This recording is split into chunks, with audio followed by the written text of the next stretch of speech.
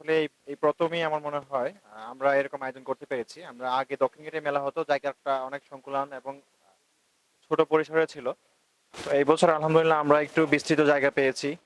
আমরা এইজন্য আমাদের মতো করে আয়োজনটা করতে পেরেছি। আমরা আলহামদুলিল্লাহ পাঠকরাও খুশি, আমাদের এই আয়োজনে আমরাও খুশি। গ্রাহকদের প্রতি প্রত্যাশা আসলে আমরা এই মেলাটা অন্যান্য বছর থেকে একটু ব্যতিক্রমভাবে আয়োজন করেছি। এখানে আমাদের লেখক মঞ্চ আছে, আহ, আপুদের জন্য একটা কর্নার আছে, শিশুদের জন্য কর্নার আছে। পাশাপাশি আমরা এখানে চা বা স্ন্যাক্স খাওয়ার একটা ব্যবস্থা আছে আমাদের মেলার মাঠেই।